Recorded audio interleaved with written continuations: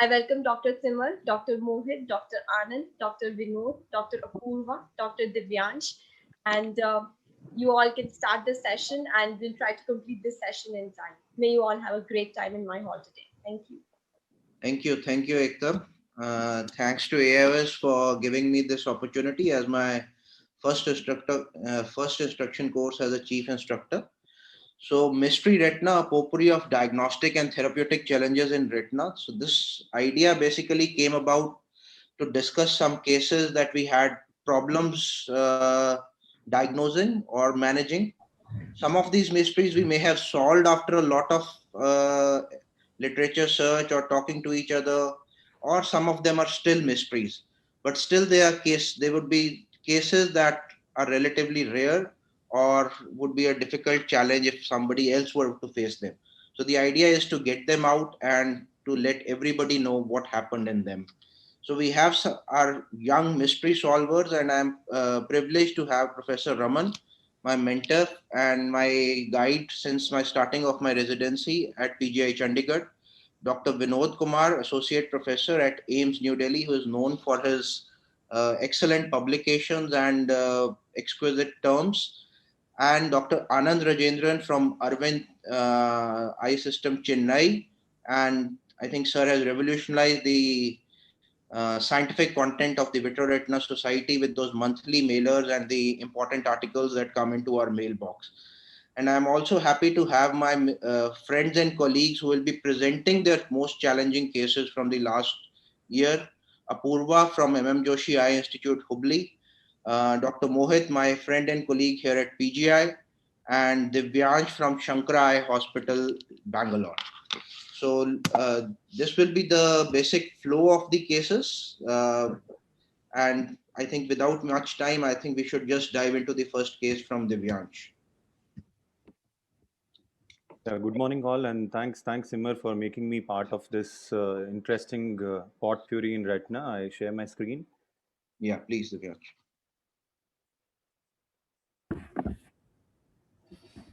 So, hope I'm audible and my slides are visible. So, the first case Yes, for today, thank you. Yeah.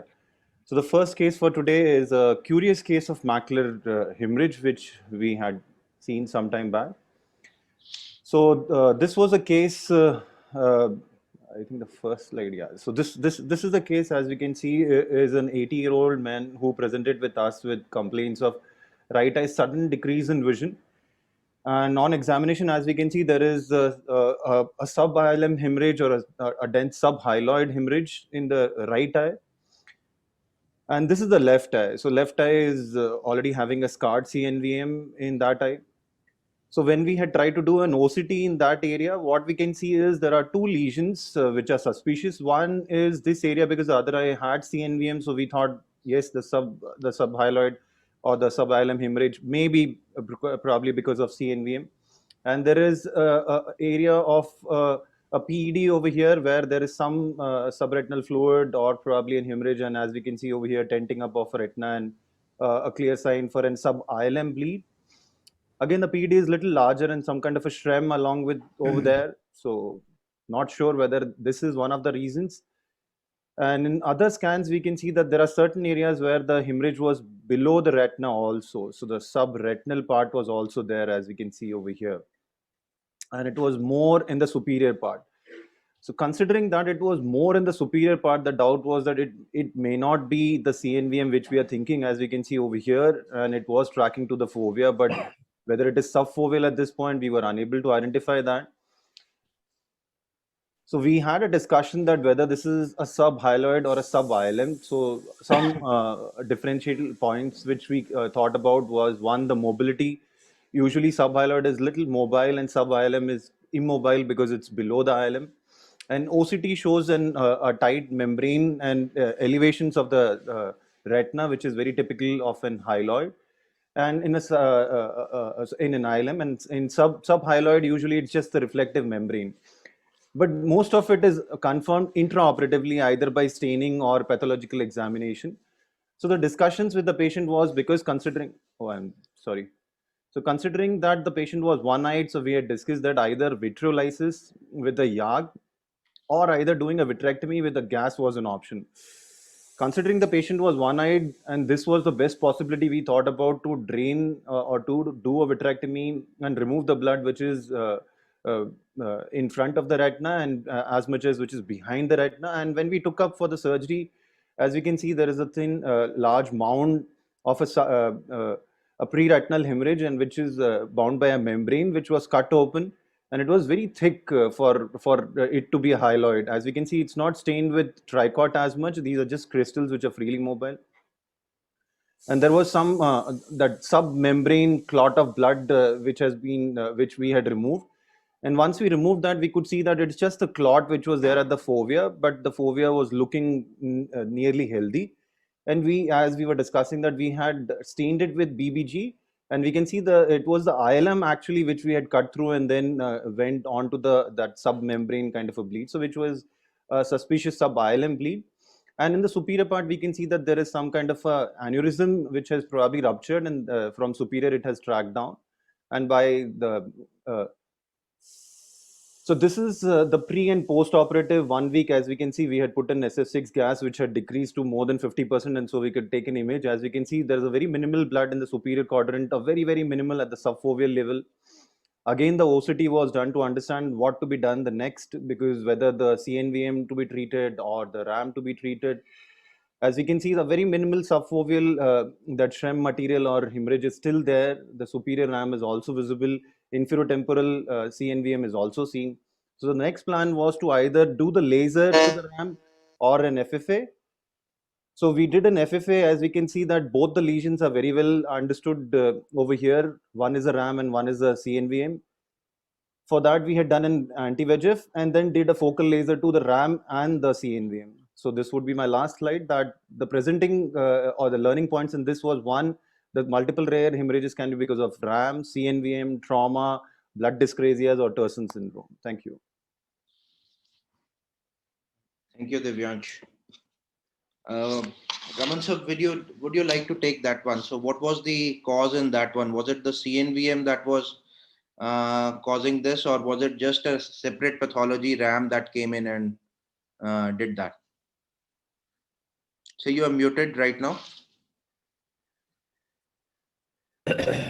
Excellent, Devyansh.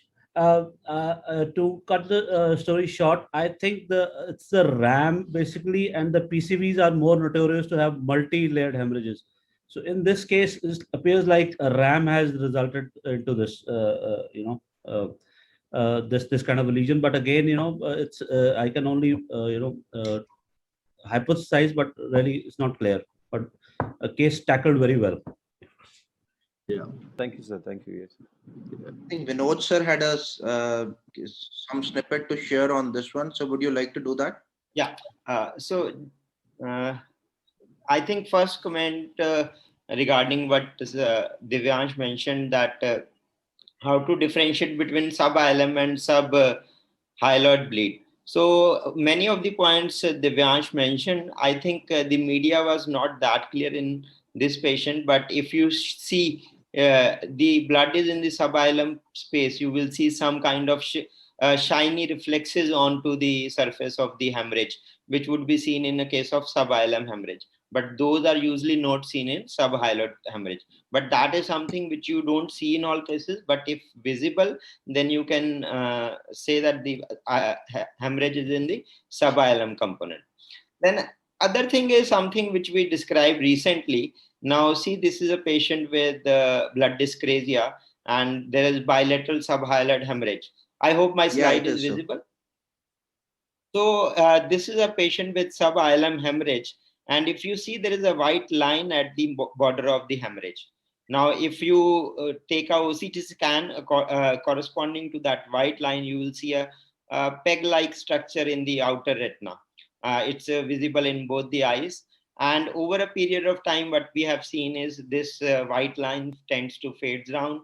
Even that peg-like structure goes down. And this is, let me say, further follow-up. And as the hemorrhage resolves, you see the peg in the outer retina totally resolves. So we had a large series of cases where we saw this eye in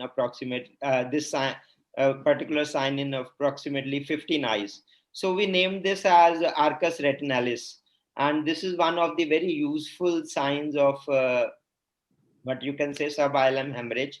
We have never encountered this sign in subhyaloid hemorrhage. So that is the first thing I would like to say. And secondly, as Dr. Raman said, it's very true that most probably this hemorrhage was from RAM. But usually once the RAM ruptures, it is not required to be lasered. But because the patient was probably one-eyed, then that's why probably Divyansh went ahead and lasered the RAM. One more thing in this particular patient is that fortunately for the patient, both the lesions were extrafoveal. So the patient retained good visual acuity. I think that is about it, but very well managed, Divyansh, and very nice case. Thank you, sir. Thank you. So that whitish projection, sir, that is basically the traction from the ILM that pulls the outer retina? Yes, Maybe, that's what I yes, think. most probably. It may be to do something with the photoreceptor realignment or something, we don't know. But it does appear and has been noted by us in several of our patients, but it does tend to resolve over a period of time. Yeah. Anand, sir, your takes are very interesting. Yeah, so like excellent case and very well managed. I absolutely agree that this has to be a RAM-induced hemorrhage, and almost always we have seen that the subhyaloid hemorrhages almost invariably tend to be sub-ILM hemorrhages, which is why the hyaloidectomy works by stretching that ILM and evacuating the hemorrhage. So I think that's a key cause. About lasering it, yes, one-eyed patient you would want to do that. Once it decompresses, rarely ever does it reappear in that same area. The only thing I would say is if a patient is an uncontrolled hypertensive, then you may want to do it, and you need to watch out to see if RAM occurs in other places also in this very eye. So that's it. I think you had some other questions that you had put up. Divyansh, any- So the other questions were whether, means considering one-eyed, whether we go in and out and do subretinal injection, because intraoperatively the hemorrhage was not much, and whether there was any possibility that we could have injected, considering he was one-eyed, to give him a better vision, either a TPA or an air using a 40 gauge needle, whether that was indicated in this case, or it is okay just to inject gas and then leave it alone. Anand, sir, quick answer. Yeah, so yeah, I think this was kind of adequate what was done, because this is not a subretinal hemorrhage, so you don't need to go be very aggressive with that. Thank you, sir. I think we'll move on. Thank you. I'll share my second case now. Ask a question, Simar. Yeah, Purva, please go ahead while I'm sharing. Vinod sir, I have a question for you. Yeah. It's not uncommon to have coexisting subhyaloid and sub-ILM hemorrhage. Yeah. Will arcus retinalis be present in such cases? See, the arcus retinalis basically because the hemorrhage is in a tight compartment under the ILM space. So if the sub-ILM space hemorrhage is there, it is in tight compartment and there is traction at the edges, you may see this arcus retinalis even in combined cases. So there you can see the two margins, one margin where the sub-ILM hemorrhage is there and other margin of the subhyaloid hemorrhage. What has been described earlier as double ring sign. So there's no relation of arcus retinalis with the vitromacular relationship. It's not related to vitromacular relationship. Yeah, no. Thank you all. So moving on to the next case. So this is retinal whitening following pars plana vitrectomy. 52-year male who presented to us with some sudden diminution of vision left eye for the last 3 weeks. Right eye low vision for 10 years. This was the ultrasound of the right eye. He was pseudophakic and a closed funnel retinal detachment in the right eye. So, and was no PL in this eye. This was the left eye, which had a pretty much straightforward pseudophakic rhegmatogenous retinal detachment with a horseshoe tear in the inferotemporal quadrant and the superonasal quadrant that was attached. So considering the one-eyed status, we put in a 240 band initially to support the vitreous base. Otherwise, this case could have been managed transconjunctivally also, but just considering the one-eyed status, the band was tied in the inferonasal quadrant. And then the standard 3-port pars plana vitrectomy was started.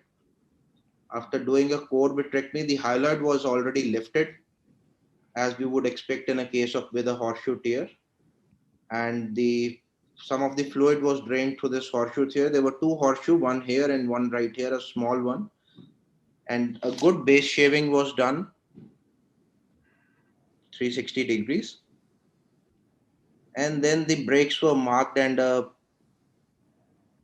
retinotomy was created here. I was not comfortable leaving fluid in this. We could have drained directly from the break also, but I did make a retinotomy to ensure complete drying of the macula. At this point, the view became a little hazy. There was frosting at the posterior part of the IOL. A viscoelastic layer was put in over there, and the view came back. And then laser was done around the breaks and the retinotomy side. And again, silicone oil was injected due to the one-eyed status and inability to maintain posture post-operatively. The ports and the conjunctiva were sutured. So a pretty uneventful surgery, and we would expect a well-attached retina the next day. It was attached, but yes. So the first impression I was surprised was this whole whitening of the retina in the superior half. Even the posterior pole, the fovea, and all along the arcade. It was very characteristically all along, going along the vessels. And if you can see, it was going up till this point and including this arcade. So, and there was no inflammation in the interior segment. It was the routine cell, a few cells that we would expect. And this is the OCT passing through the posterior pole, which shows the edema of the inner retinal layers in this point. So the thoughts at this point were, was it ischemia? Is it toxicity? Is it inflammation? Or is it an infective component? And so retinal whitening, but why only segmental for the ischemia? Why not complete? Again, for toxicity also, why only segmental? And the patient, we did use all fresh products for the patient. Inflammation, vasculitis, but there were no hemorrhages present. And infection was looking unlikely, as there was no other signs, and all the other cases done on the day were fine. Plan was we tried a OCTA, but had a very poor fixation. We could not get a good scan. Started on oral steroids and planned for an angiogram. This is post-operative day 7. The whitening had reduced remarkably with the steroids, and he was counting fingers 2 meters now, and there was disc pallor, as you can see in this case. And the retinal edema had also gone down. And this is the angiogram at this point of time. You can see the blood flow was pretty much normal in all the quadrants. There was no leakage. There was just staining of the laser scars that was present at this point. So just the dilemma here, that what happened here. It doesn't look like vasculitis, ischemia, or infection. Likely a toxicity. What would be the, if yes, if it is a toxicity, what is the likely cause? The points from the panel here. Thank you.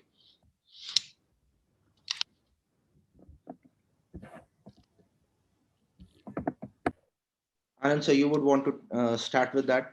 Yeah, so my impression when I saw this was a very clean surgery. So everything was fine. My initial impression was that perhaps this could be a heat injury issue. And you very clearly mentioned that there was no reuse of any products or anything. So there's nothing to suggest. If it was some toxicity, which is because of something which was injected in, then I would expect to see more of that in the posterior pole, where it would kind of get localized, even if the position was not maintained. But this is very sectoral. This is confined to that area around and from, going peripherally from that in a sectoral fashion. And I think it is probably because of thermal injury. It's possible. I've seen this in one particular case, and I think it's also been reported. And that is the thing. I just had a couple of questions with that regard. Did you do a 360-degree laser in the periphery? I couldn't make that out. No, just to the break and the retinotomy. The break and to that retinotomy. So I think it's possible that is there. And sometimes this thermal injury can get translated to the disc also and show up as pallor there. So this is one of the reasons why I also do not prefer to, do a lot of laser under air, because this is a possibility in susceptible patients. And the second aspect is, of course, doing a posterior retinotomy, you create a scotoma there. So this is something I've not seen when you put in PFCL. the heat dissipation is much more easier, and it facilitates. Whereas with air, there's that kind of an issue that sometimes can happen. And also on the fluorescein angiogram, if you see, I think you had a BRAO kind of effect in the initial frames. So I think that entire area was kind of this thing. Third question is, did you raise the pressure to 60 millimeters and more often during the procedure? Did you have to do that? During the procedure, I think the part of the final drawing, I could have raised the pressure to 60 at that point, but not for a majority of the procedure. Yeah, because your disc doesn't show any excessive cupping, so I don't think there would have been any threshold issue there. But sometimes some people can be a little sensitive to raising that beyond 60 for cumulative period of more than 3 minutes. Yeah, so those are my inputs. So Vinod sir, your take on this? I think we do this retinotomies and lasers day in day out, but I have never had this in my experience. I would like to know your experience. Yeah, Simar, just can you go back to your FA, if you can put your FA, please? Yeah, I will do that, sir.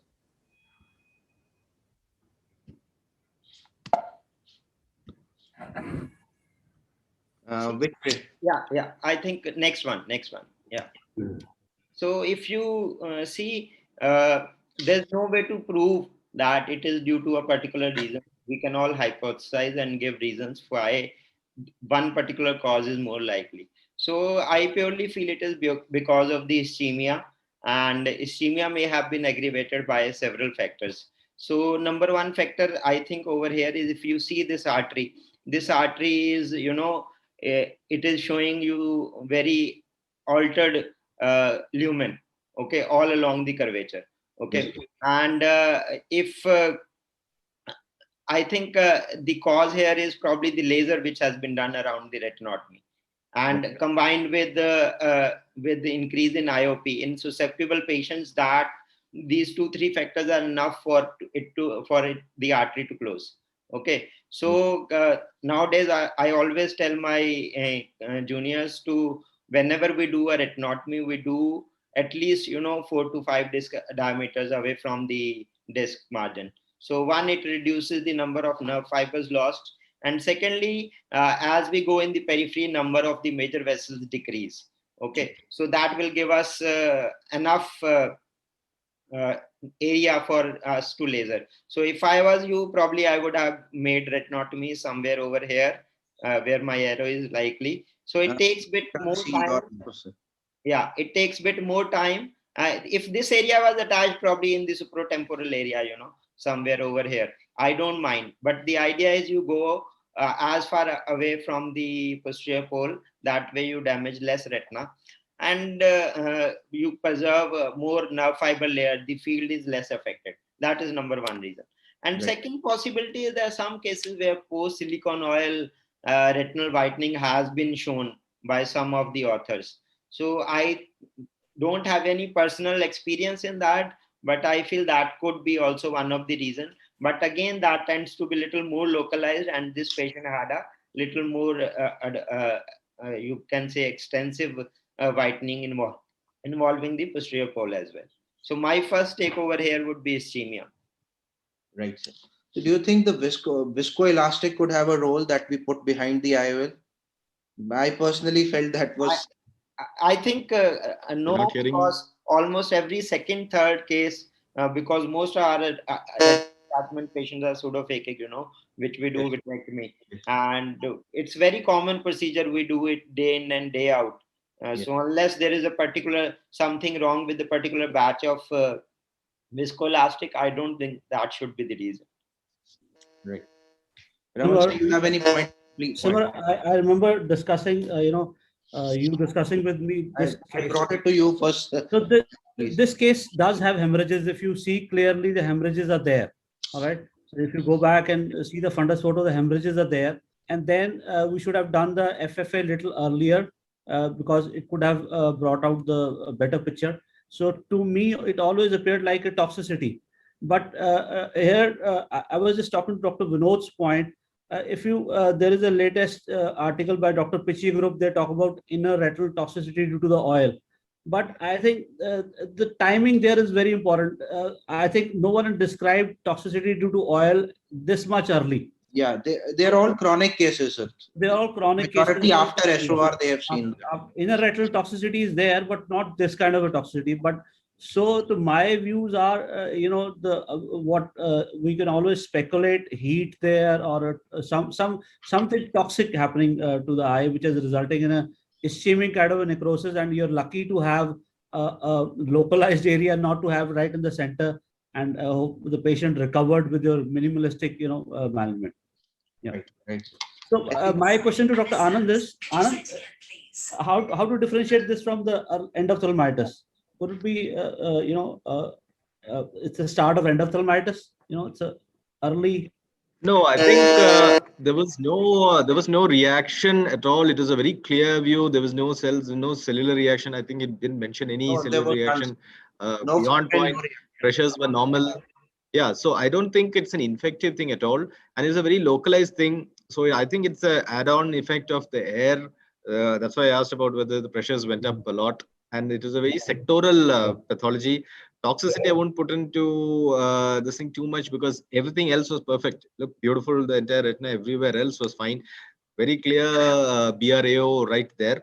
And that is only, I'd just like to add to what qualify what Vinod mentioned, where about doing the retinotomy. The advantage of doing a retinotomy is to be able to gather that fluids off the macula. So if we go peripherally, then it becomes more difficult. What ends up happening is we go in more into the periphery, we end up actually putting in more pressure with the air to force out fluid from the submacular area. So that's why it's a catch-22 situation. And I kind of prefer to, if PFCL is not an issue, then put in PFCL, everything's nice. Mohit wants to say something, I think. Mohit, if you can share your screen in the meantime while Dr. Mohit makes his point. Thank you. I just want to change tracks a bit, and just since I have the good fortune of the panel with. So who in the panel is a fan of buckling in pseudofakes? I know this is hindsight. I personally am, given the indication. I do in select situations, if I can look at it. Just this is absolutely different, off track from what Simar had to show. But who here does buckling for pseudofakes as well? Just wanted to know. I do it. Yeah, I would do it if it all depends on the position of the brake. If it's in a convenient position. Agreed, Dr. Anand. Now that I have that answer, can I ask one more pointed question, a leading question to that? So, given that we knew where this brake was in this patient, and the media was as crisp as it was, I would have buckled him straight up. And Simar knows this. Simar and I tend to be back and forth. I'm a bit of a happy buckler, if I can call it. So I would have buckled him. Yeah, I think it's all an individual. Surgery is not like medical retina. What works best in your hand works best in your hand. So I think that is where surgical guidelines differ from medical retina guidelines. Medical retina, you have one rule for everybody. Surgery, what works best in your hands for that patient is ideal. So if you can, it's all about settling the retina with whichever technique you're comfortable with. Mohit? Yeah, Raman sir. Quickly, I mean, my take is a little different. If the PVD is there, I will do PPV. If PVD is not there, I'll do buckle. I completely agree, sir. Thank you. Yeah, and if it's a young patient, you'll definitely do buckle. It becomes more of this thing for the same reasons that Ramandeep said. Absolutely. I think let's move on. Divyansh, please. Let's have your second case, please.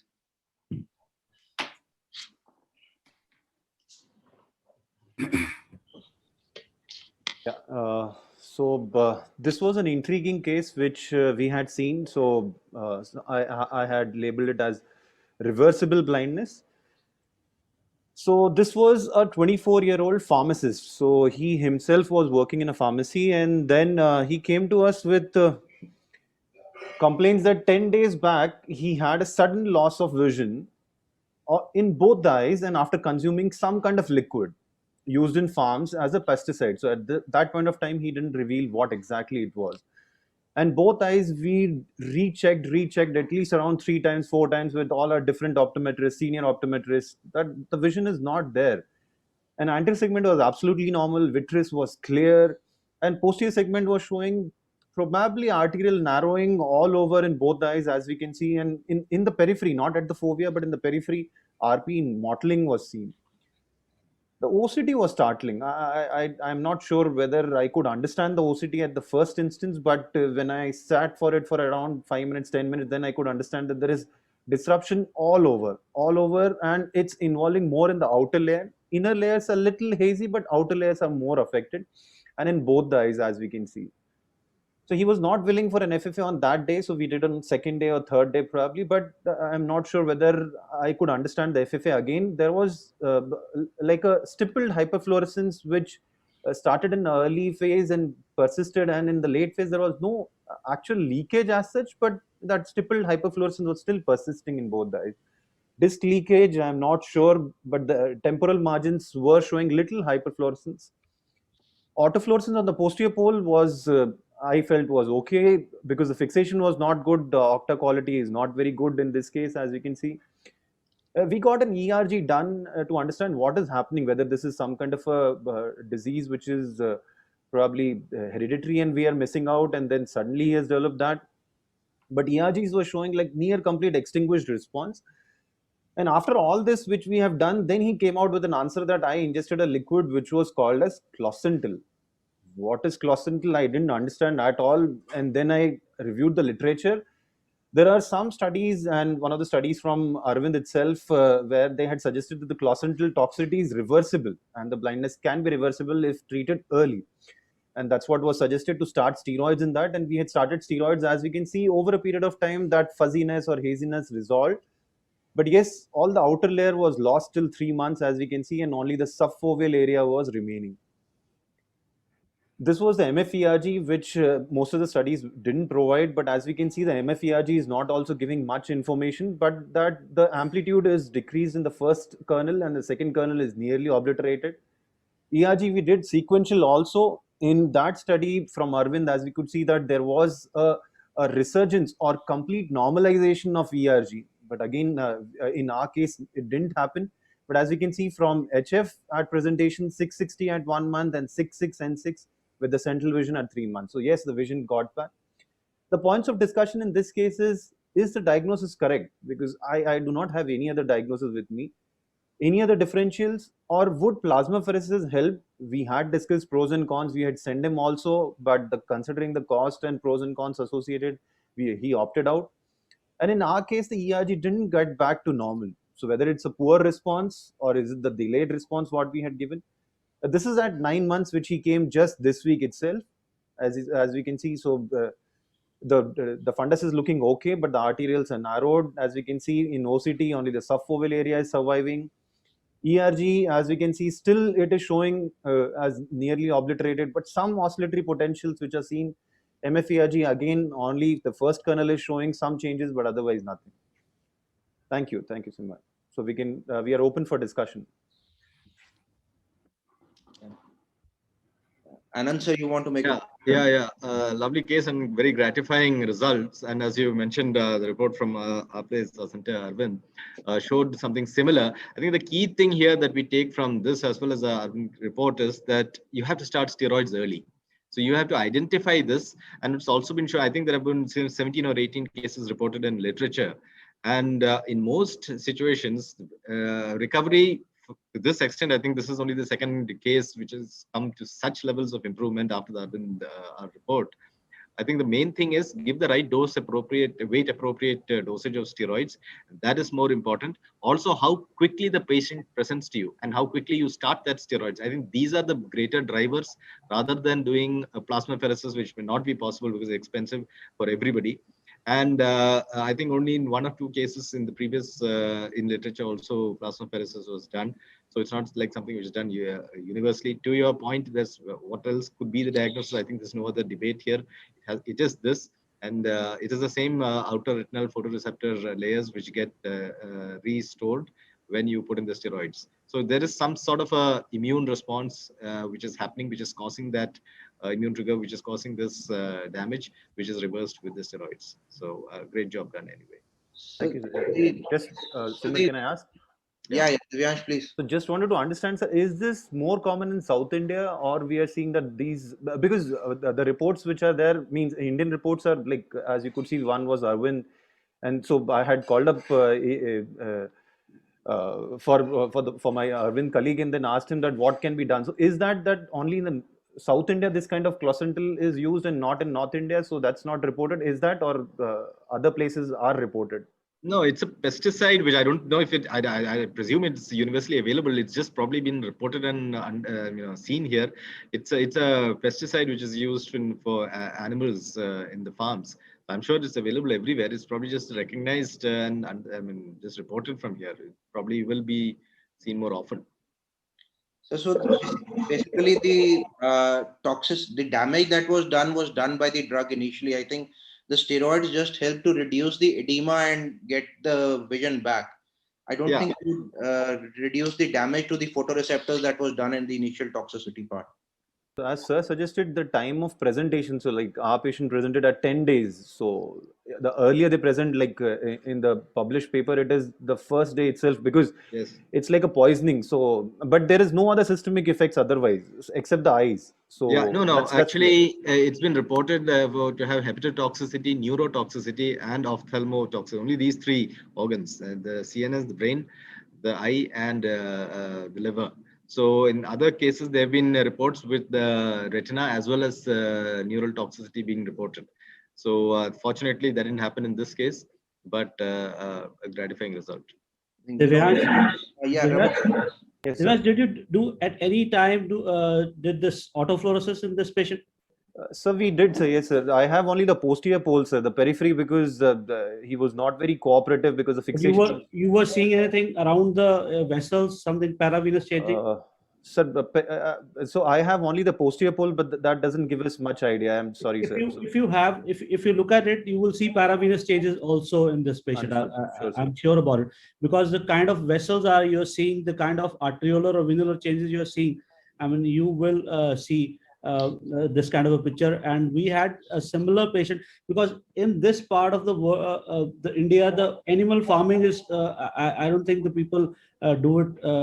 They do it, but this drug may not be very popular here. But because it is very difficult to find this literature, whatever report you're talking about, I couldn't find it myself. But what I could find was that it is some kind of a toxicity there which has happened, and somehow you were lucky that the fovea was spared.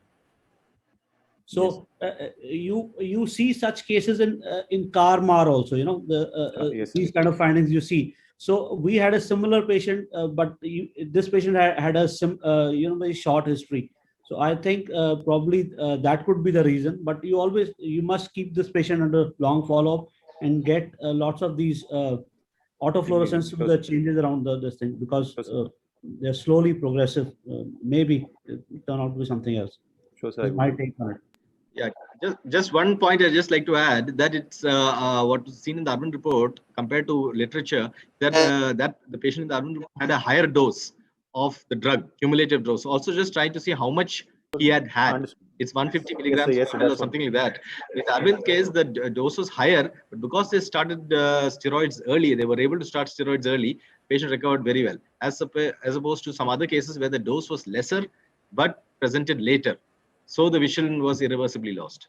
That's a So key this thing. patient actually tried multiple. So I could see that he had cut marks on his wrist also. So these were like suicidal attempts. But so once he lost vision, then all that depression. You never find out the dose. So, Extremely much Get started. dangerous, Yeah.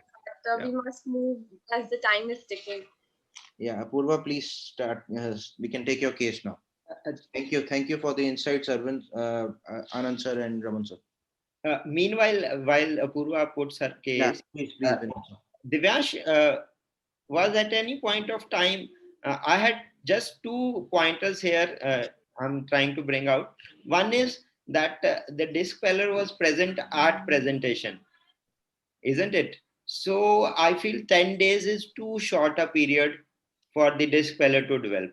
Okay, in our clinical scenarios, and the disc pallor doesn't come that early. So that is one thing. Even see, most our optic neuropathies, they take around 6 weeks, 4 to 8 weeks to get that pallor. Number one thing. And number two thing, just the fovea was spared, that is something which is not quite characteristic of toxicity. So these are the 2 points probably in your examination, which I feel may point something else. But otherwise, most of the things, especially the reversal, do point towards toxicity. But these are the two things I think we should not forget when you are seeing your patient. Sure, sir. Yeah. Thank you, sir. Sure. Right. Apurva, please go ahead. So, good morning, everyone. This is a series of 4 cases actually, but I will be presenting only 2. A 54-year-old woman. Can you hear me? Is my voice too low? Yeah. Apurva, please go ahead. So there was diminished vision in her left eye more than the right eye since 6 months. It was insidious and onset and progressive. Her right eye vision was 612. Left eye vision was 2/36, around maybe 2/36 and N8 in both the eyes, best corrected. Both eyes had NS1 cataract. So when we saw the anterior segment was normal, absolutely, other than the cataract. And on the fundus, we saw these hypopigmented lesions from arcade to arcade in both the eyes. It was better made out on the multicolor, and this was how it looked in the right eye, and here we can see it's slightly coming more inferior in the left eye. We can make out this kind of foveal changes also. This was the FAF. This had a very peculiar pattern, like a triangular lesion with its apex downwards. So when we took an OCT through the lesion superiorly, there was outer retinal atrophy with RPE thinning. And we took an OCT line scan through the lower part of the lesion. There was a diffuse thickening of the RPE, rather there was a diffuse deposition of material sub-RPE. And the choroid was thicker compared to the choroid in the superior part of the lesion. So in the left eye also it was similar.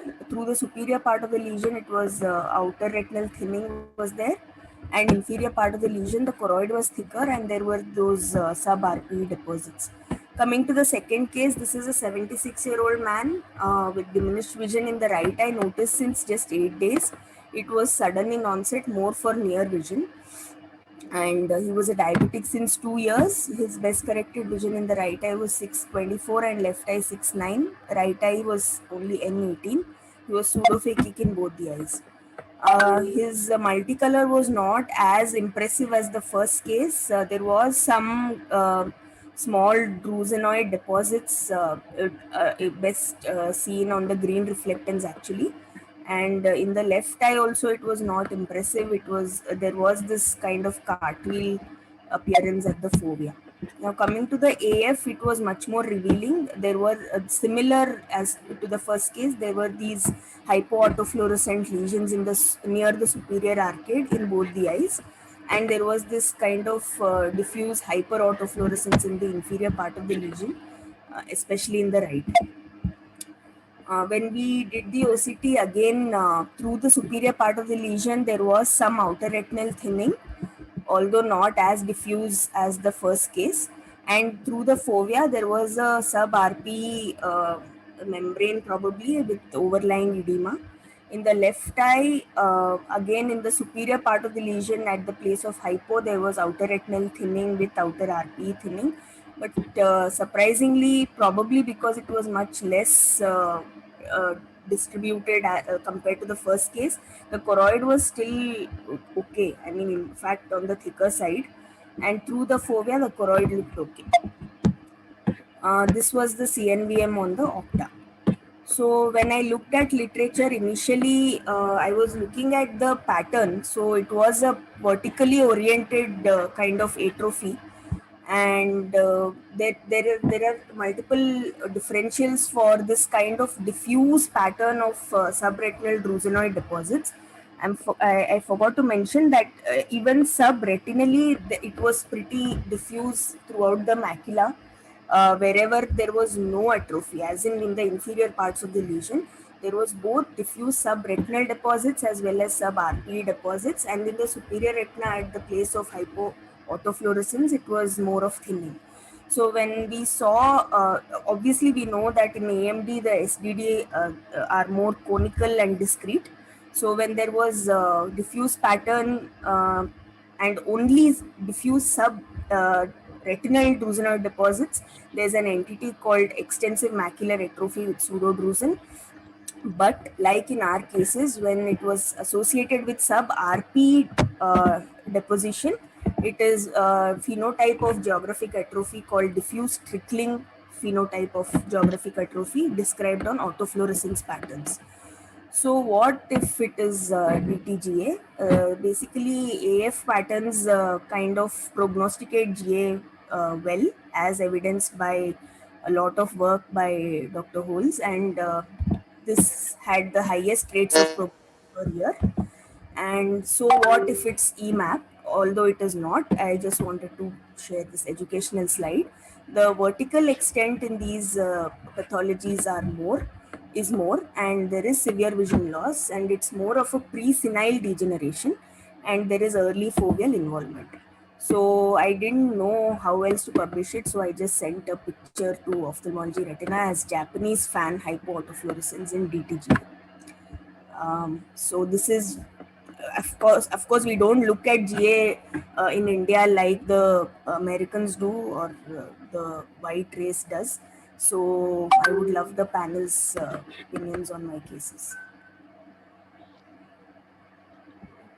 Raman sir, yes, you would like to take that. So Apurva, if you can stop sharing. Yeah, Purva, it was a great case. As always, you bring in the topics. We try not to, move upon, but you made me read yesterday, and your these. It's a great case. I mean, my question is, do you get were they related, or were they had similar from the same belt of the your area, or were these patients related to each other? No, sir, not at all. So it is, I mean, you already told us what it could be. Our main worry is it's a normal senile change, or they are going to have a much worse prognosis as seen in geographical atrophy. So it will be important, I think, to see these patients, their genotype, and maybe because in India, that is one area we are not even looking at that also. Actually, we are not looking at the what is more common, whether we have CFH here or other genotypes. So to that extent, it is important to know that, so that we can prognosticate their families. And then what has happened clinically has happened, actually. All right. So you just have to follow up these patients. But yes, academically, they are very, very thought-provoking and very, very unique cases, actually. Thank you. Vinod sir, you have any experience with this type of diffuse trickling GA? And See, as Dr. Raman said, no, we normally don't give that much of importance to geographic atrophy, at least in our subset of work. But what I've been very interested in is something called subretinal drusenoid deposits. Now, these are very, interesting entity. And I think some of the slides, as Apurva showed, so these the subretinal drusenoid deposits, they are typically seen in the supratemporal part of the retina first, and it has been shown that they are very dynamic structure. As the older one go away, they leave behind geographic atrophy, and that especially begins with the atrophy of the outer retina. Okay, so that's something we call a nascent GA nowadays. So the outer retina undergoes atrophy first. That is what we have seen in Apurva's case also. And as the outer atrophy progresses, subsequently it involves the RP, and subsequently the drusen also disappear from the atrophic area. I think that is what is very obvious from the Apurva's slides also. And it appears in the other area, as is seen, inferior area. And I think Spade has beautiful publications on SDT, and that has shown that this is how has progressed. Unfortunately, from India, very less work has been there on subretinal drusenoid deposits, and we have recently published the multimodal imaging features of subretinal drusenoid deposits. Regarding trickling type of GA, I think one needs to remember, as Apurva highlighted, these are the patients who are the younger patients. And and in fact, few studies have shown higher risk of mortality among these patients also. So that is something, again, whether it is direct cause or effect relationship or just a chance happening, that just still remains to be seen, because not much literature is available on this particular entity.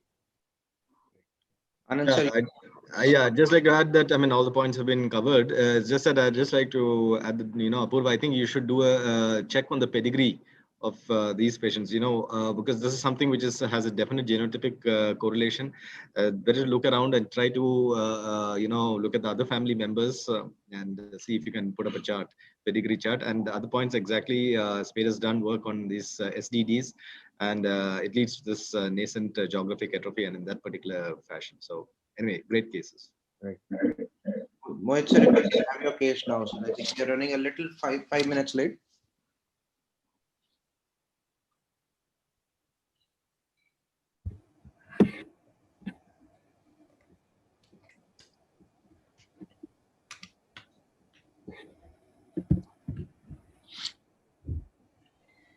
We can see your slides, so please go ahead. Yeah. So yeah, great. So I should be able to help with time. Apurva is a tough act to follow on the best of days, but especially after that ETGA, I'm going to struggle to keep up, and I don't have a elaborate literature search, just slides and my verbal blabbering as usual. This is multimodal imaging in a case of a pigmented retinal lesion. So this is a young girl. She was 16. Sorry. And she's referred to us in particular in our center for the retina consult. She had just come in for a routine spectacle checkup, used to go annually, come to the center for the first time, got a dilated exam.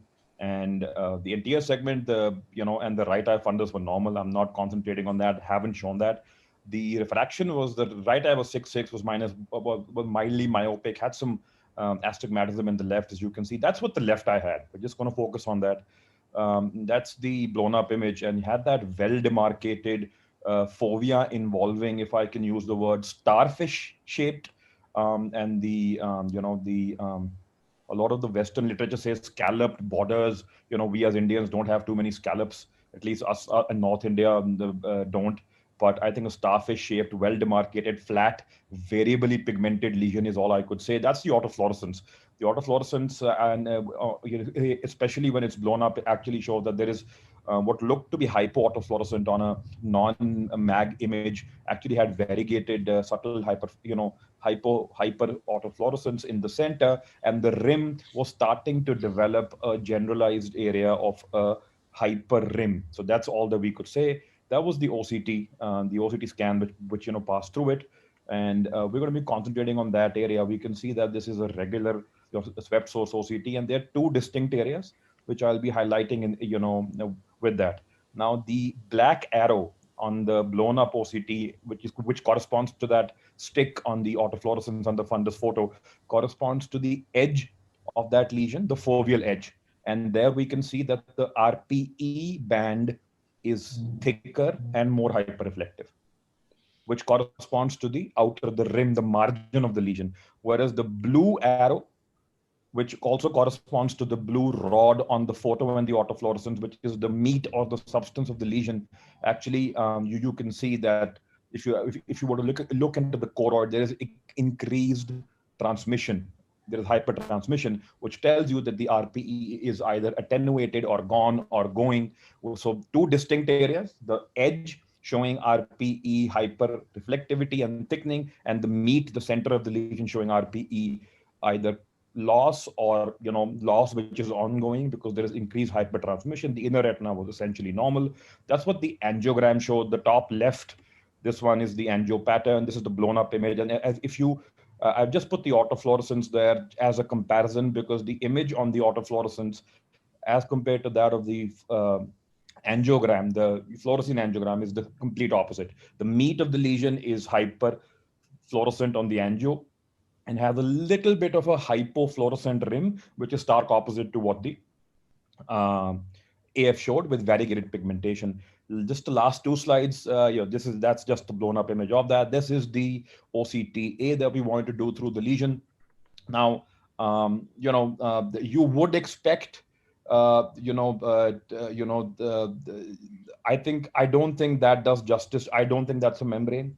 I think it's just the unmasking of the choroidal vessels that we are seeing through the meat of the lesion, which we have conclusively demonstrated on the OCT to have loss of RPE, hence light passing is better.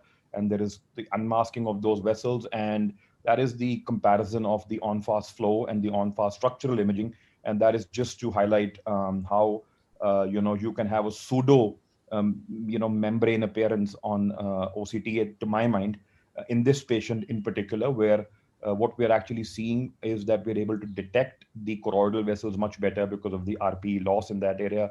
And this is just the final slide with the montage of what this patient had, that starfish shaped, scalloped, well demarcated, flat, scalloped margin or appearance, with a autofluorescent center, which was hyperfluorescent on fluorescein angiogram, and showed two distinct patterns on OCT, with the rim showing increase in RPE reflectivity, but the center showing RPE loss and increased transmission. And after much deliberation, we actually labeled this patient to have I apologize for the spelling mistake, a unilateral perifoveal RPE dysgenesis. It's generally, I'm not going to get into any kind of, this is my last slide. I'm going to stop sharing. This was not, it was difficult to diagnose this as first, because most patients which have been, it's a rare entity to begin with, but most patients which have been described, in fact, all to my knowledge, were not perifoveal, but peripapillary to begin with, and had larger lesions. But an isolated perifoveal unilateral RPED, it has not been reported to the best of my knowledge. Thank you. Thanks. I think Vinod sir, are you there? So excellent case, Mohit. So when you were describing the lesion, and you were making a mention of that FA picture is exact opposite of AF, I understood that you were going to refer to unilateral RPE dysgenesis, because that is what has been described in literature. But as you mentioned, it predominantly it is peripapillary in nature, what has been described. The second thing, but usually the clinical picture is not what is very similar to your lesion. So they have what is called leopard spot pigmentation. You have areas of hypo and hyperpigmentation. So Yes, these are the 2-3 reasons which go against the diagnosis of unilateral PRED in this lesion. But of course, it's one of the differentials. So if I was you, probably this would be in one of my differentials. The first differential probably I keep would be something known as CHRP, congenital hypertrophy of retinal pigment epithelium.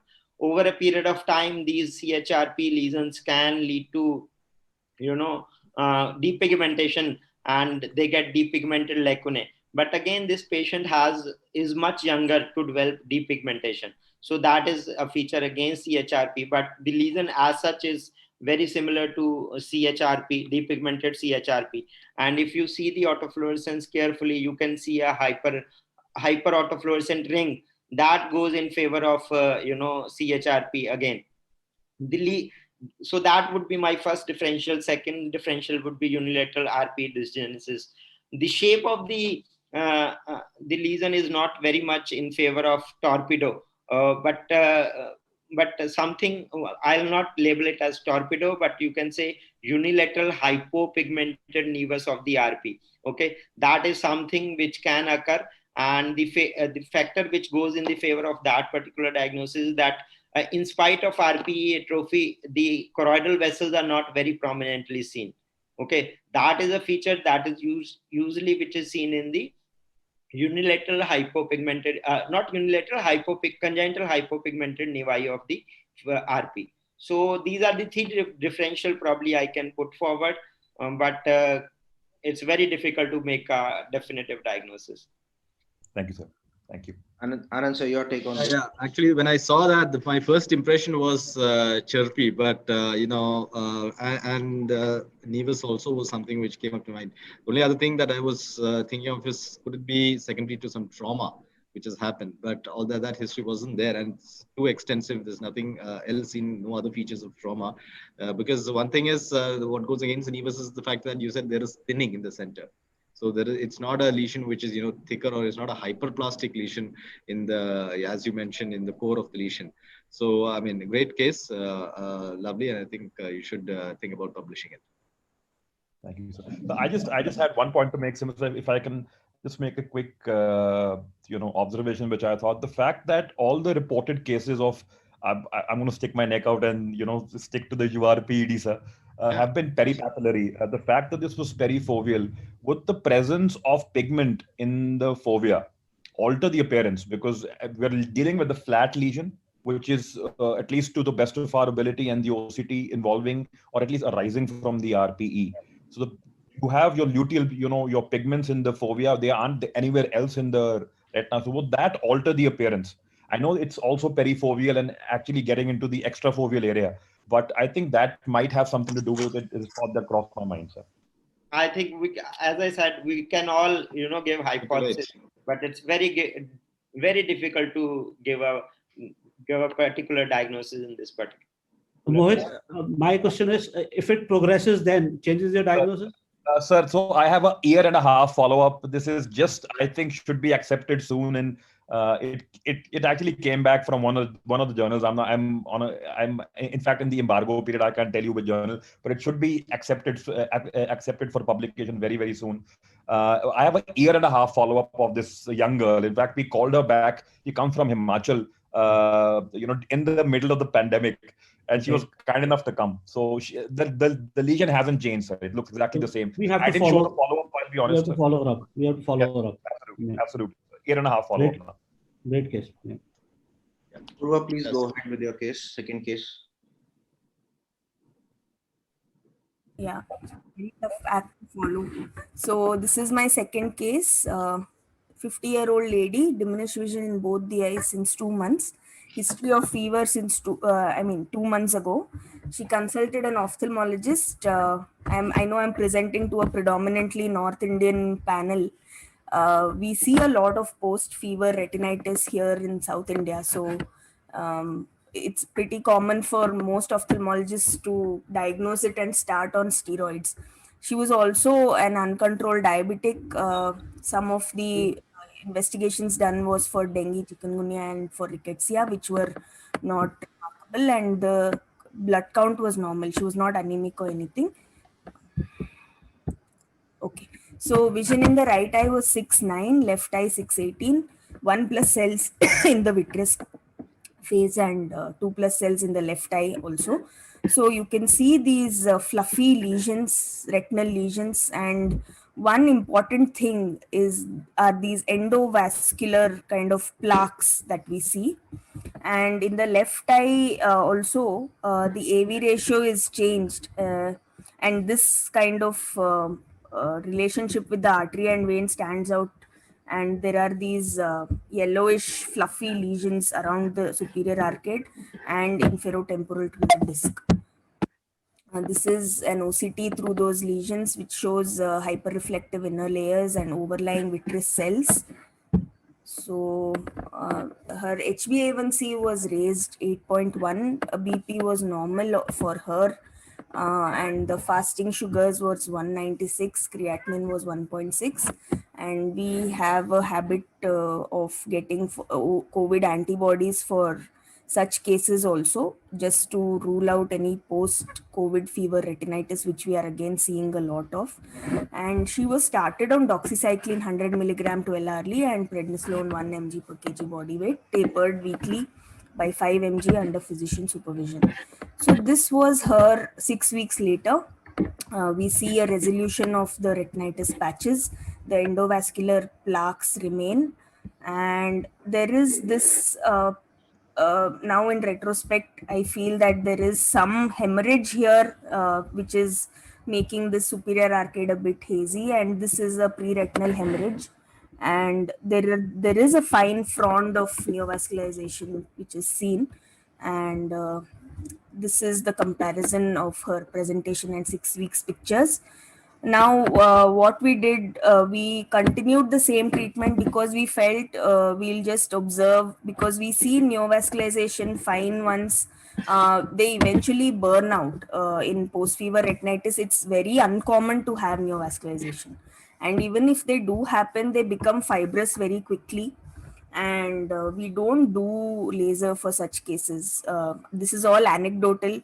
We see around 40-50 cases of epidemic retinitis every season, usually related to dengue chikungunya. And now we have seen post-COVID retinitis about 23 eyes in 17 patients. So that's our observation. So the right eye vision now was 612 and left eye was 624. And now this patient didn't have that hemorrhage which was overlying the superior arcade. There was this very taut hyaloid. There was no traction. There was some ILM folds, but it was globally adherent. There was no traction as such. And in the right eye also, there are these ILM folds, very minimal. And again, the plaques are there, and these retinitis patches are healing. But what was interesting was that she had developed subhyaloid hemorrhage in the right eye and left eye, with some pre-retinal hemorrhage in the nasal fundus of the left eye. This is the right eye FFA, which shows vessel wall staining, and here also. So this is the left eye FFA, which is very impressive. This kind of frond of neovascularization, very filiform sorts, which is leaking profusely in the late phases. So this is at follow-up presentation, 6 weeks and 2 months after that. Presentation 6 weeks and 2 months after that. You can see that this pre-retinal hemorrhage has resolved spontaneously at this point in time. So we did a peripheral laser for this patient in both the eyes, considering the hemorrhages which were pre-retinal and this neovascularization which had developed. So then she comes back. She comes back to us on this follow-up was on 6th March, the previous picture, and she comes back on 19th March. And her vision is 624 in the right eye and 4 meters in the left eye. She had developed this pre-retinal hemorrhage in the superior area, and she had developed a vitreous hemorrhage in the left eye now. We advised the right eye fill-in laser and the left eye Avastin followed by surgery, but she has not come back since 19th of March. So this is the montage. You can see the peripheral laser which we had done previously, and this kind of progressed in just 12-13 days to what it is seen now. So this is open for discussion now. She is diabetic, and there is an acceleration of vascular retinopathy, and we don't know if she had pre-existing diabetic retinopathy, at least not proliferative, because what was seen was only retinitis at presentation. So it's a very bizarre sort of case, and we are seeing a lot of bizarre cases in this COVID pandemic. Simar and Mohit know my liking for COVID tests in all these cases. So Raman sir, I think we can start with you. What do you think? What was going on in this case?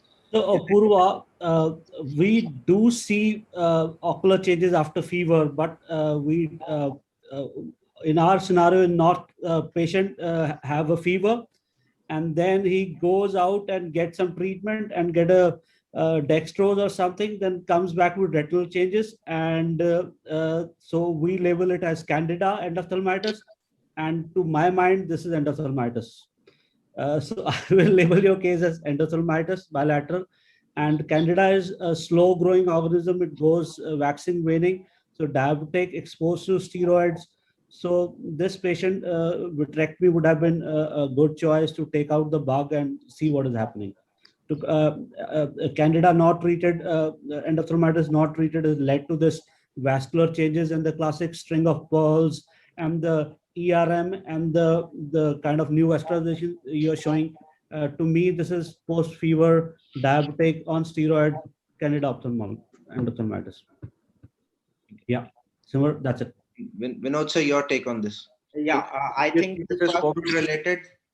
The first look of case does look like Candida, but then to get suddenly so many of them in both the eyes, and then which we haven't had the long follow-up.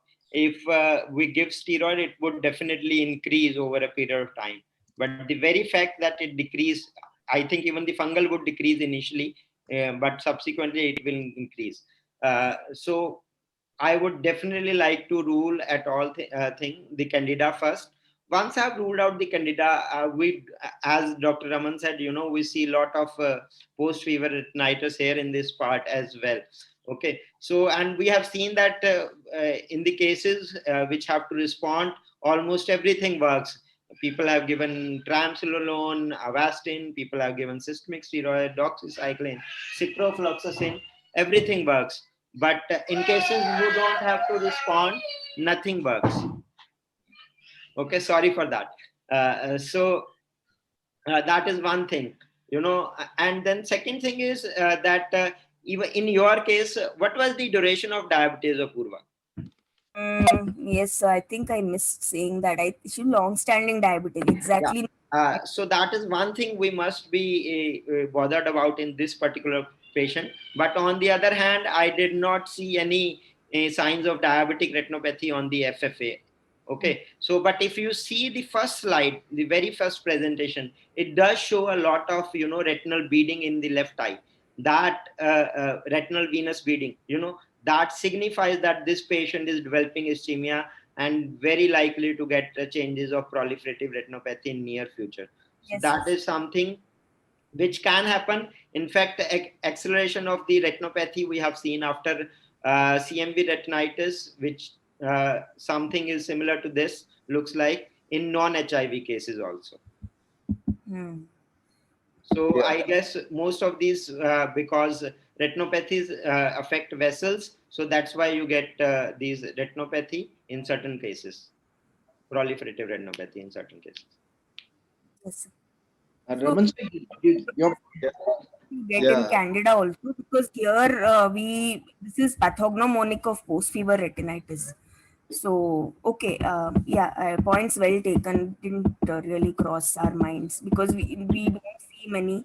What we do see is retinitis post-fever, not really Candida. So yes, I should look at that. Yeah, actually, I'd also subscribe to the fact that this could be something more related to the post-fever retinitis. There's something called post-fever retinitis, which has almost become an entity in uveitic discussions. Then they have septic retinitis, and they try to differentiate the two. Candida's possibility, I wouldn't say it's not, but I'd just like to add in another thought that we like to what Apurva was saying about COVID. So the whole profile of the patients hematologically changes. And given that on the background of a chronic diabetic, possibly, I think you mentioned HbA1c was 8.1, fasting was 196. So this was a chronic diabetic patient. Perhaps the blood profile has changed. Maybe you should check, I don't know if you did the ESR and the other parameters to see if there's a greater hypercoagulability, hyperviscosity syndrome, because you had very florid, even for diabetic retinopathy, that's very florid, the amount of neovascularization you had. So this is something happening hematologically, which is, added to the mild inflammation, which is there. We have seen cases, in fact, just a couple of days back, I saw a case of VKH with retinal pallor. I mean, you're kind of looking up that. So very interesting. Even the case of vascular occlusion, which has been reported in IGO, I think, is with panuveitis. So all this is happening in the background of, and we are seeing a lot of weird uveitic vascular occlusions happening now. So this could also be part of that constellation. great points, great case, Apurva. Thank you. I think we have time for one more case, and I think we'll take Dr. Mohit's case next. It's a very interesting case of a monoocular patient with a uveitis. Let's have it, Dr. Mohit. Thank you, Simar. We can also quickly just, I can present mine, then you can do yours, and then have a discussion at the end. But you're the boss. Yeah, that's a good idea. I think yours is a much more interesting one, so let's have it. We have time to properly discuss, I think, just one case. Let's do have that. to follow you. You're the boss of the IC, man. We have to follow you. So again, I think Ekta is the boss, so she's instructing us that we have to finish by 10:55. No, Please, sir, please, I'm point very taken, sorry, point but I'll just be. You can have both. Go ahead quickly. Please, you are doing your job. That's fine. Please go ahead. This is a vexing case of posterior uveitis in a monoocular patient. I think I took the term mystery retina a little bit too seriously for, I think, everybody's liking. Apologies to begin. So this was essentially a 40-year-old Kashmiri female who presented early part of just prior to when the COVID actually started. She had chief complaints of vision loss in the right eye for 1.5 months. It was not associated with redness and photophobia. And the left eye was physical because she sustained trauma in the childhood. That's the right eye anterior segment. That's the left eye. That's what was there. The eye, which was the only functioning eye that she had, and barely had that, had hand motions. There was 2+ anterior, 2+ cells in the AC. There was posterior subcapsular cataract, and there was media grade 2 to 3, and there were dense vitreous membranes, and a lot of this yellow stuff going on, which you could get a fleeting glimpse of because of the floating membranes. So, I mean, this is what she was carrying with her. She had been to 2 centers, to Amritsar, and then this was what she was. Had a Monto of 10/10, no history of TB contact, no history of oral steroids, although had received posterior subtenon Canacort injection in Amritsar, was started on tablet acyclovir for the past 10 days because, as per notes, they had said that this looked like retinitis. She was carrying this battery of investigations, including HIV, TPHA. They were non-contributory. This is the scan that we got through that hazy media. Pardon that, because this is during, just because of the COVID-related issues. So we had a cellophane on our photo. You can see that, that's that. I mean, I don't know what that tells you. I know what the diagnosis is. So in retrospect, I can maybe make out something. But the OCT wasn't forthcoming in this space. We went and did ultra wide field FA since there were areas in the periphery. So on the indirect, we were able to see more than what we could do with the 90D or a posterior segment examination, because we could look past the vitreous haze. And that's what the patient had, right? Had staining of that plaque-like peripapillary macular lesion, which remained same all throughout. And there were these multiple pointed hyperfluorescent lesions in the periphery, which were leaking in the late phase, which corresponded to the clinically discrete yellow peripheral lesions. That's all that we could see. At this point in time, the differentials were, is this multifocal choroiditis with panuveitis? Is this ARN? Is it some primary, secondary vitreoretinal lymphoma, masquerade, something we don't know? And given that it's a one-eyed patient, you'd always want to think of atypical sympathetic ophthalmia. But given that there was, what the appearance was, no fluid, no subretinal fluid, the choroid seemed relatively uninvolved on the OCT. Well, that's what we did.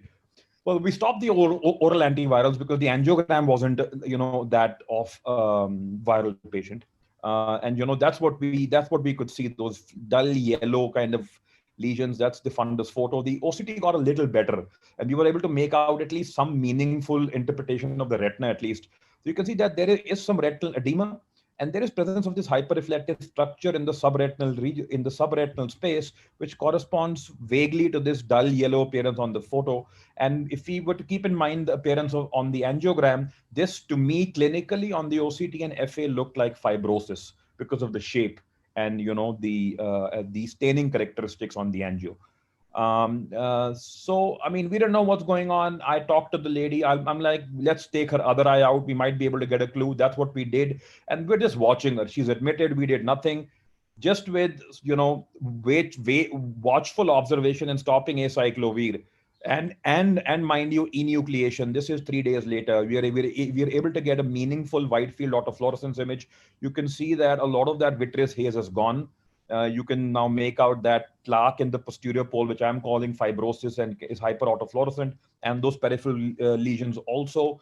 The histopathology comes back 8 to 9 days later. And mind you, till this point in time, she's just with us. We aren't doing anything, just watchful observation with topical steroids. So this was, for want of time, CD20 cells were much more than CD3. There was massive granulomatous inflammation. Now, and this was, according to the report, suggestive of sympathetic ophthalmia. However, we know, and I'm going to started on IVMP. We also gave rituximab. We can discuss that later. And azathioprine. The patient did well. This is about 8 to 10 days later. You can see the dramatic improvement in media clarity and that fibrosis, and with the inner retinal structure relatively preserved. And this is 3 months later. We have the last follow-up of this patient in September. Patient was doing fine, and subsequently has been following up with Dr. Bashir, the referring surgeon from Kashmir, and the patient is doing okay. I have a literature review. I'm just going to stop short here with just one comment so that we can have some discussion. Is that, this might think so a patient who presents without subretinal fluid, with a lot of fibrosis and yellow lesions, without too much anterior segment inflammation, choroid absolutely normal as far as you can see, no choroidal thickening, and on histopathology has predominant of CD20, which are B cell markers, and not CD3, which are T cell markers, is the complete antithesis of what sympathetic ophthalmia that is either available in literature or being taught to us, except a rare variant of sympathetic retinitis, which was described by Dr. Gass and then confirmed by Dr. Rao. So hence I wanted to bring out this case, which is a rare presentation, aggressive variant, and most eyes presented in literature till now, I'll stick my neck out and say all eyes presented in literature till now have been lost in monoocular patients with this disease. So thank you. I'm going to stop sharing now. Anand sir, would you like to take that? What would you have done had this patient presented to you? What were your thoughts on seeing? Yeah, I mean, when a patient presents like this with that much of sudden uveitis, and then one eye is the way it was, then that's one thought which would immediately come, that sympathetic ophthalmia was always going to be on the back burner. I mean, the other issues like ARN and vitreoretinal lymphoma, which we also thought of, the angiogram and all the other clinical features, there was not that much of vitritis. So those things I think would have been out of the window pretty fast.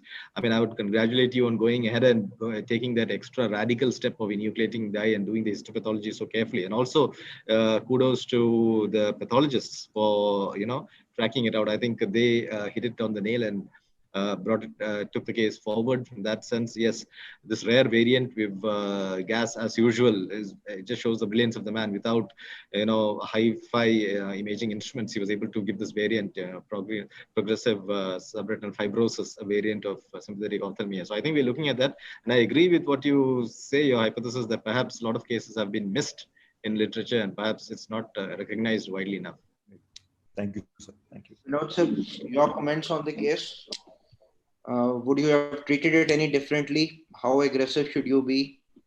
I think one thing is sure in medicine, that nothing is atypical, and that anything can happen anywhere. And as a general rule, sometimes I think as a specialist, we go too much into depth.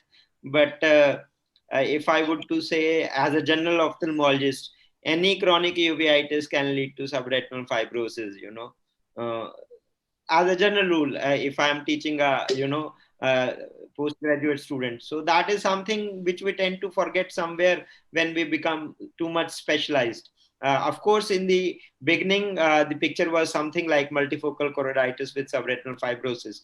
But then the other eye being there, which is thiazical, I think my differential of sympathetic would be something somewhere higher up. And treatment, of course, we know that all sympathetic ophthalmia need to be very aggressive. I would just like to make one point here, sir, that again, not only does it present differently, but the eyes which have been presented, the cases, all eyes were lost because this does not respond to IVMP. This does not respond to intraocular steroid. This does not respond to oral steroids. This does not respond to methotrexate and all of that. Why I showed the CD20 was and started on rituximab was because it's a specific CD20 monoclonal antibody, and though not tried for this particular indication, but for progressive subretinal fibrosis as a non-sympathetic ophthalmia entity, people have shown 2 cases, a European group. So I actually tried to I actually got the idea from there. So the idea was that, absolutely, sir, one-eyed patient, I think there is a little bit of a diagnostic challenge, but I believe the management challenge is bigger because what we treat sympathetic ophthalmia generally with would fail in this patient. And we've actually lost eyes. And I have another patient now, similarly, similar to him. He also happened to be a Kashmiri man, and I treated with rituximab, and they've done fairly well, sir. But just 1 year follow-up. No, that part I am not, arguing. So that part is definitely there. So you need to be very, very aggressive, and you did very well. Mohit, what Vinod said, diseases don't follow the books. You have to remember that always, diseases, they have their own course. So if you have a one eye thiacicle and other eye, you see these peripheral lesions. Will you call them choroiditis patches? Or I always suspect that they are nummular scars. So did you ever think of doing passing a OCT through these lesions? Because if you would have done that, it would have placed the diagnosis there and then actually. So Sir, always, actually- I think you should suspect of Derenfuchs and nummular scars in these eyes rather than choroiditis. Yeah. Absolutely, sir. Actually, on the angio, on the wide field angio, sir, the early and late frames are showing that they're not scars because they're leaking in the periphery. They begin hypo and they leak in the periphery. Had there been those what we used to call Derenfuchs or nummular scars, sir, they should have gone the opposite way, sir. Mhm. But they began hypo, and yes, I did not have a wide field ICG. I should have, but that was a shortcoming of mine. I have that for another case, sir, but Mhm. I did not have it for this. Well, I think we should always think of this Absolutely, entity sir. first. Yeah. Absolutely, Great absolutely. I think we are just on time, and I'd like to thank the panelists, Raman sir, Anand sir, and Vinod sir for the. I think I learned a lot, much more from the discussions, and We can discuss. We have seen your case. We can discuss your case. Anand, what is your diagnosis in Simmer's case? Yeah, it's an aggressive ROP case. 1 minute. Yeah. No, That's what. There's just one One line, entity called one line. Roper. There's an One entity line. called Roper, which is ROP with FEVR, but that tends to have a very aggressive falciform fold, which was not there in this case, and the angiogram shows it clearly. But I think this was just a very aggressive ROP case, and I think you Vinod, your managed it very well. take. Your take. Dr. Vinod, your take. Sir, I don't do many ROPs, so I'll take your lead on that. Just because I wanted to tell my point, so that's why I started. My take is Nuris. So a child has atrophy there, iris atrophy there, and if you go to Yanuzi's atlas, similar picture. Thank you. Thank you, sir. Thank you, everybody. Thank you. Wonderful session. Thanks, Dr. Mohit. I think we'll Thank you. leave the hall with Ekta and exit it now. Thank you. Thank you very Thank much. you. Thank you so much. Thank you, everyone. Thank you, Vinod. Thank you, Anand. Thank you, Thank you. Bye. Bye. Thank you. Thank you so much.